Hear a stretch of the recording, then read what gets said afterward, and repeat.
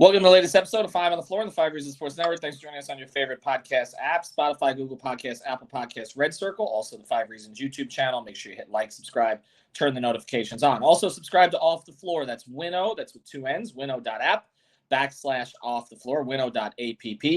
Get text directly to your phone from Greg, Alex, Mike Brady, and myself. Also, columns from Mateo and others. Check it out at winnow.app/off the floor. Bypass Twitter, X, and all the rest, and do it for free for a week, $3.05 per month thereafter. Also, check out the great sponsors of the Five Reasons Sports Network. That includes Prize Picks. We run Prize Picks contests on Off the Floor, but you can just play it directly. Download it from the Google Play Store, the Apple App Store, or prizepicks.com. Use the code 5, F-I-V-E. That's F-I-V-E. Get that initial deposit matched up to $100. Again, at Prize Picks, this is the way to play daily fantasy. You can play 2, 3, 4, 5 players together. We know the NBA is not here yet, but the NFL is, as is FIBA basketball, MMA, boxing, and more. Go to prizepicks.com. Use the code 5.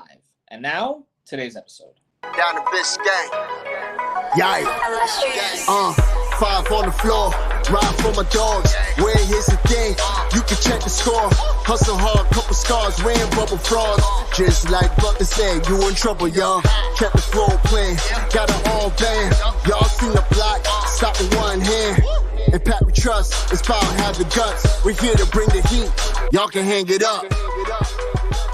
Welcome to Five on the Floor, a daily insider show on the Miami Heat and the NBA, featuring Ethan Skolnick, Greg Sylvander, and Alex Toledo, plus others from the Five Reasons Sports Network. All right, welcome back to Five on the Floor. Here's today's floor plan. I'm Ethan Skolnick. You can follow me at Ethan J. Skolnick on Five Reasons Sports. I got Alex Toledo. You can follow him at Tropical Blanket. Greg Sylvander. You can follow him at Greg Sylvander. Check out our recent episodes. We got into sort of the Boston bias against the Miami Heat. We also got into whether public perception is shifting in the Dame Lillard situation. But today we're going to focus on something specific to Dame and the transaction, which is that the Miami Heat still have open spots on their roster. And they've had open spots on their roster now for a period of time. There were 2 open spots. They did give Orlando Robinson the full contract. There are ways they could get out of that if they needed to. They did not give Jamal Cain the full contract. And of course, we don't know if the Dame Lillard trade is going to be made prior to training camp or prior to the season, or how many pieces are going to go out compared to how many come in. So that roster spot number could change. What we do know is that there have been some players out there on the free agent market who had interest in the Miami Heat, who could not sign with the Miami Heat or did not sign with the Miami Heat because the Dame Lillard thing is still up in the air. And then there are other players who are still sitting out there. And there's been no movement really whatsoever in the free agent market at all over about the past 3 weeks.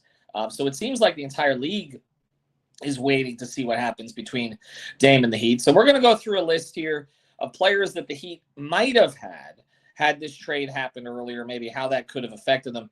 And then the 3 players that we think are still out there for the Miami Heat, one of which we did a full podcast on already, and one of whom you know very well. All right, so let's get to this. The name that struck me the most, Greg, of the ones who were out there but ultimately signed somewhere else was Dennis Smith Jr. And the reason that one hits me the most is A, because he has a relationship with Bam.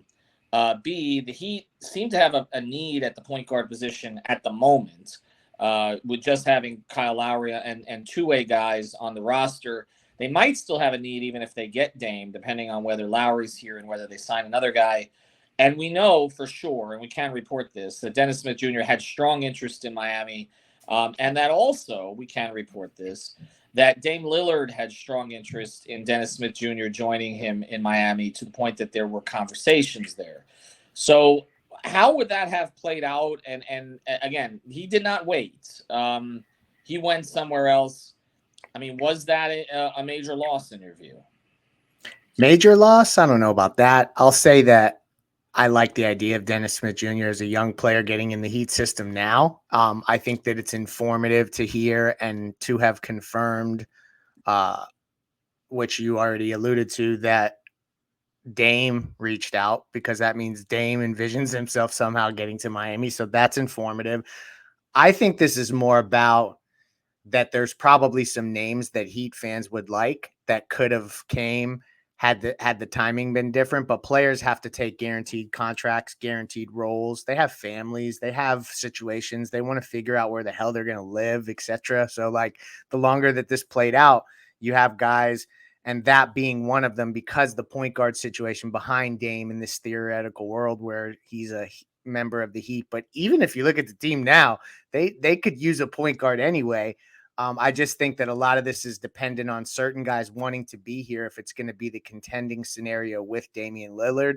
Dennis Smith Jr. being one of the big names. Derek Jones Jr., if we're going to stick with the juniors, was another one that I thought could really have helped Miami in a lot of ways, particularly if they lose a lot of the length switchy wings that they do have. But again, he's another guy that couldn't wait on the scenario any longer, and I think ultimately chose the Dallas Mavericks. Another name that we know that the Heat had some interest in. They've had interest in him before. He ended up signing with Golden State, and then he looked pretty good in the international play, was Dario Saric. Seems to be healthy, which is the big issue with him. As you look at these players, Josh Christopher is another name we've talked about. Am I missing a couple here, Greg? Who were some of the others that we discussed as possibilities? Torrey Craig. I don't know how strong the interest was mutually there, but that was Nerlens Noel. I know they expressed interest, but he chose another situation. And then obviously we've got the Oubre Wood Dragic scenarios we'll get to. Yeah, those are the three that are still out there. I mean, of all of the names that have signed elsewhere, Alex, is there one who you think would have helped Miami the most? I agree with you that I think Dennis Smith was probably the most useful one, just from these guys that we're mentioning. All these guys, have utility, have uses for sure, and a lot of them tend to be vets. Whereas Dennis Smith not only is 25 years old, he's going to be 26 in November, but still a lot younger than some of these other guys who signed. And not only that, like you mentioned, the fit at point guard. They need another point guard. He's young, and I think the comeback story, all of the underdog stuff, it would have been a nice fit. What would have been an even better fit on top of the underdog stuff and the point guard stuff is the defensive side. I just think that's really where he kind of, I think, made his way with the comeback story is the effort and effectiveness that he showed on the defensive end. And just kind of looking up some quick stats here. Shout out dunksandthrees.com as usual. He ranked in the 99th percentile last year in estimated plus minus on the defensive end. And I didn't know it was going to be like that. And the rare times I did get to watch him last season, he hounds people on that end. He really gets into you.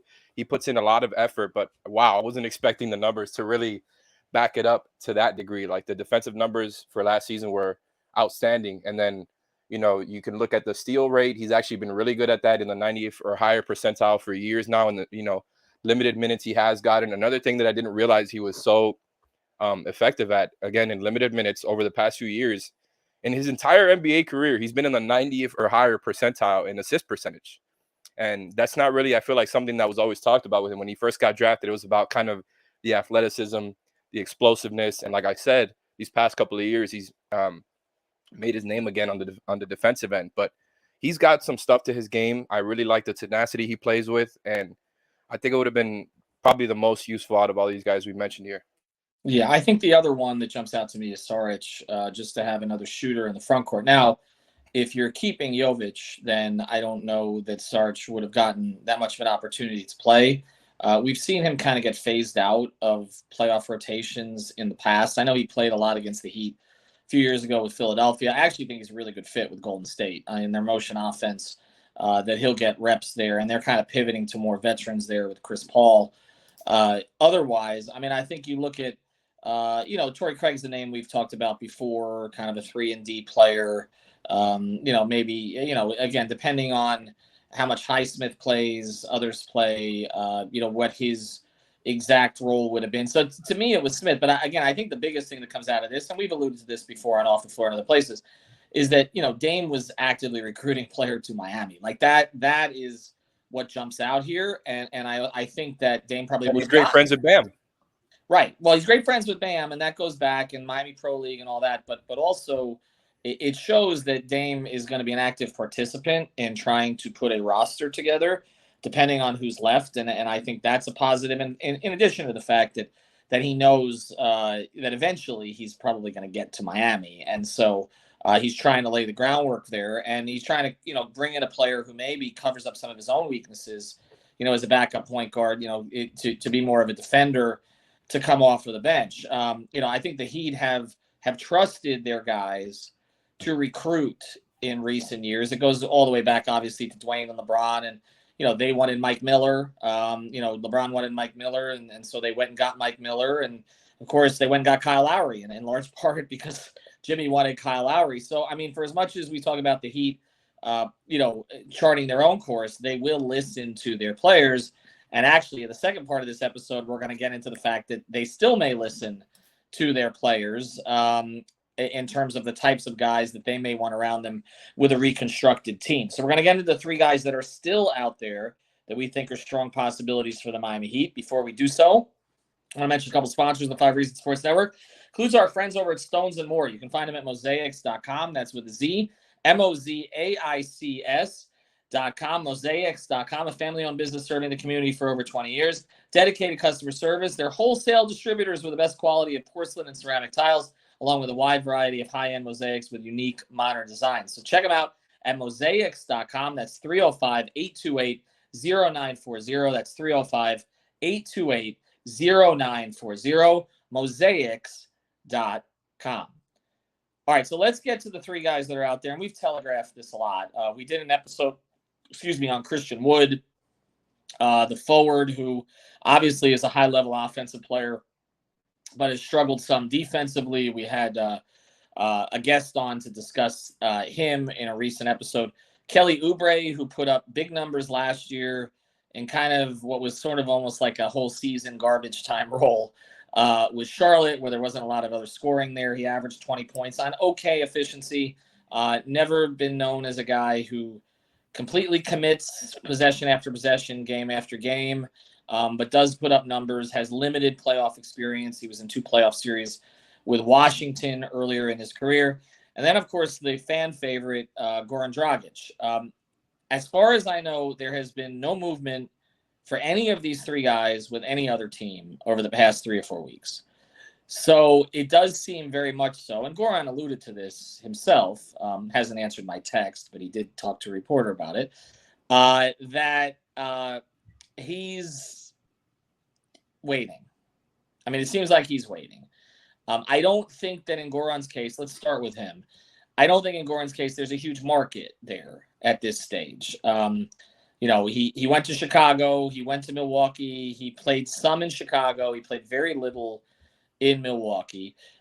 He told me when he was down with the Bulls last season that he thought he had about 15 to 20 minutes a night in him still for a couple of years, particularly if he's in the right place in the right system. This is the place he considers the right place in the right system. His kids still go to school here. He wants to be down here. And there's a vacancy there for another Heat culture guy with Udonis Haslem no longer in the picture. I guess as we talk about prioritizing these three guys, I feel like Wood could potentially help the most of the three of them, but I feel like if it came down to one and they don't have a third string point guard that they trust, that they might go with Goran for the vibes. Greg, how do you feel about that?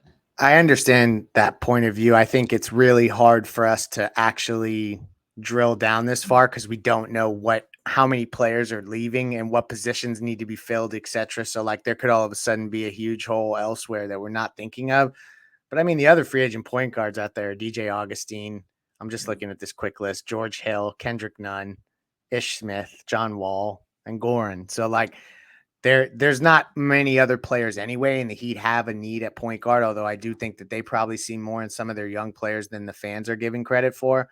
But I think that he likely for the feels aspect would be the most, I guess, sought after just from the perspective of he knows what role he's going to assume. There's not going to be any like question mark. Am I going to become a starter? Can I ascend to a starter? I feel like maybe Christian Wood would ask that question somewhere deep down in his gut. There's a few other guys out there that I think are worth watching. They're like just super random names. Rodney Magruder is still out there. Just watch for him. If all of a sudden you needed a ton of wings, another guy that I know Heat fans will squirm about is Bryn Forbes is available. Javonte Green has spent some time as a defender in Chicago. I would watch for his name, just generally speaking. So those are just a few other players that are out there. There's always the Rudy Gay experience if we want to go that route. But truthfully, I think you've nailed down the players. And this is the beauty of all of this. The Heat are not going to rely on any of the remaining free agents to get them to the promised land, we'll say. They can be supplemental players, 8th, 9th, 10th, 11th type players.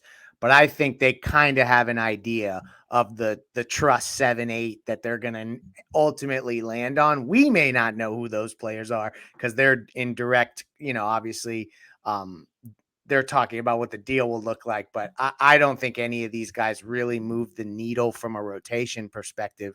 But I could be wrong, but that's just how I feel today.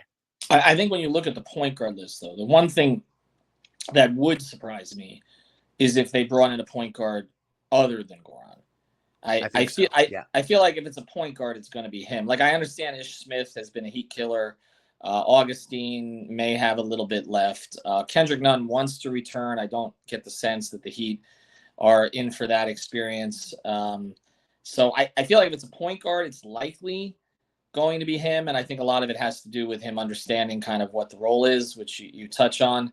But I guess the question would be this. I mean, let's say they don't make the Dame trade, because it feels like Wood and Oubre, and Greg, you've mentioned this, that Wood and Oubre are the type of players the Heat might, I think especially Oubre, the Heat probably wouldn't look at if it wasn't for the possibility of Dame coming. Is Goran the only one of the three that we're talking about here that potentially comes if Dame doesn't come? Yeah. Those guys are going to wait out and try to find a team that's going to spend more money. And I'm going to let Alex talk more now because I've talked too much. But I personally believe that Christian Wood and Kelly Oubre, they're only going to take the minimum if they can be highlighted on a team that's going to make a deep run like Miami and that's going to be, that kind of destination. Otherwise, they're going to squeeze out every dollar they can, even if it's a portion of someone else's exception money. Okay, so you don't think they would take the minimum if the trade doesn't happen? That's what you're saying? You're right. Okay. See, I think Goran would take the minimum if the trade doesn't happen. Yeah, so he's the side that I'm talking Wood and Oubre. Right. Sorry. So what I'm saying is, Alex, do you think that it's worth? I mean, he'd have 2 roster spots left, and if they don't get Dame, they could literally call it a day. I mean, I don't even know if they use the last roster spot. We've seen before that sometimes they don't.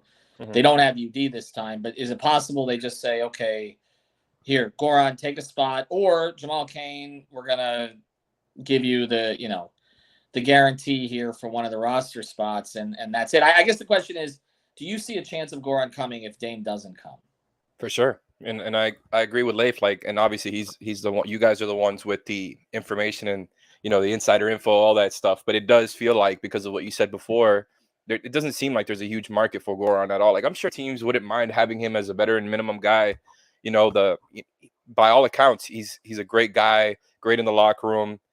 The years that the couple of years that I got to cover him, which were very, very limited because of everything that happened with COVID. We didn't get to, at least those first couple of years with Jimmy, didn't get to interact with him too much. He seems like a really nice guy, all that. I'm sure the Heat would love him back. I'm sure he would love to be on the Heat, as he said before.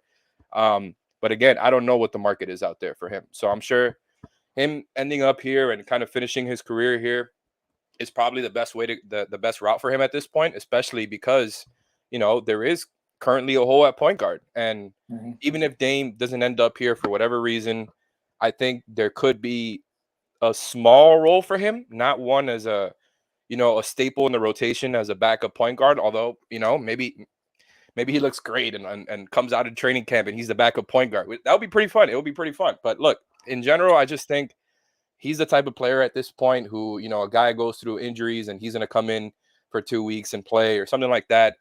He's going to be in there as, I just think, end of the rotation, end of the roster type of player who will sometimes play when guys are hurt. But that's about it. And I think that's kind of, at this point in kind of everybody's timelines, the Heat and Goran, it feels like this is the time for him to end up back here because of the point guard stuff, because he's kind of at the end of his career.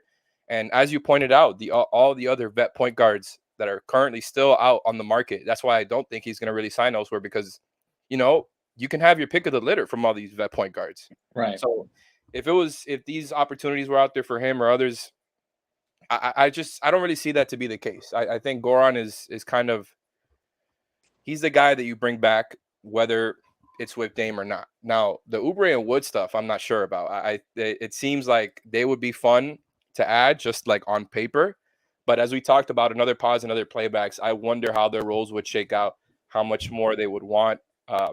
Especially with Oubre, like you mentioned, Ethan, he just had so much last year, so much opportunity to get shots up, and he really likes to do that. And I also wanted to comment, by the way, that Leif bringing up Javonte Green. I really like that point because I'm surprised that the Bulls didn't even bring him back. And he is such a heat fit when you talk about an undersized wing who plays defense, like 6'5", 220. That's a heat forward right there. He can really defend. He can really defend. He's athletic. I thought he was younger than he was. He's 30 years old, according to this website. But that's kind of a fun name there. But I don't know. None of these guys, like Leif said, I don't think they move the needle for sure. But, I'll take them. I'll take them on the rotation. I'll take them as extra guys that you can have on your roster. I think there's some interesting names here.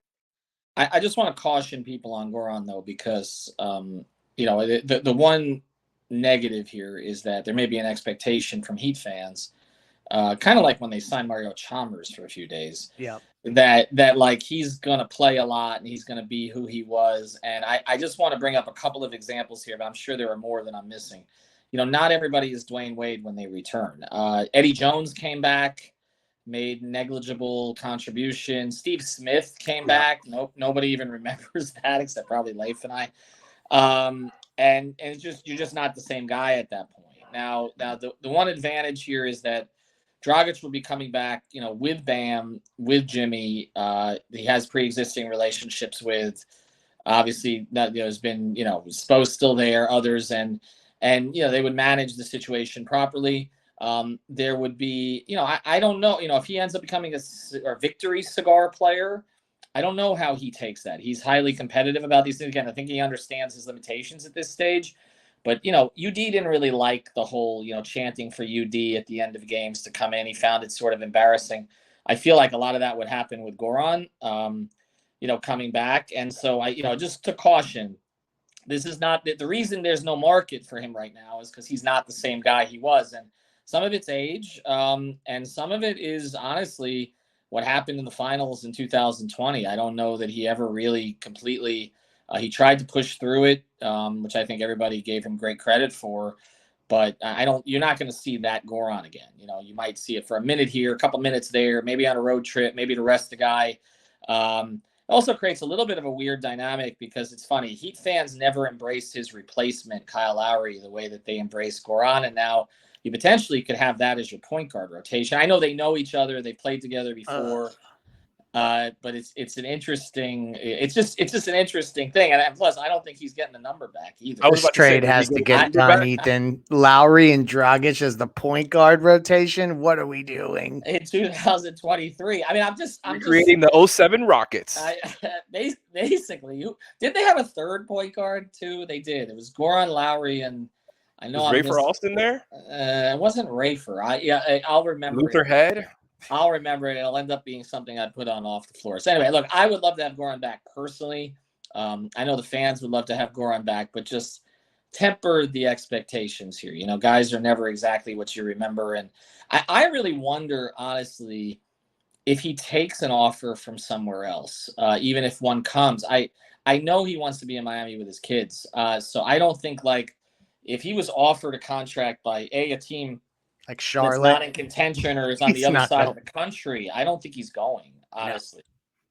I don't think he's going. I think he's more likely to end up in the Heat organization somewhere than he is, to be playing for, I don't know, Portland, or I mean, just to pick a name out of the hat. He'd rather sit next to Quinny. Right, exactly. I mean, maybe something along those lines. So we'll see if Jimmy gets his Brate back. Anyway, thanks to Alex. Thanks to Greg. Thanks to our sponsors, Mosaics.com. Prize Picks, use the code 5, and Better Edge, use the code 5RSN. Have a good day, everybody.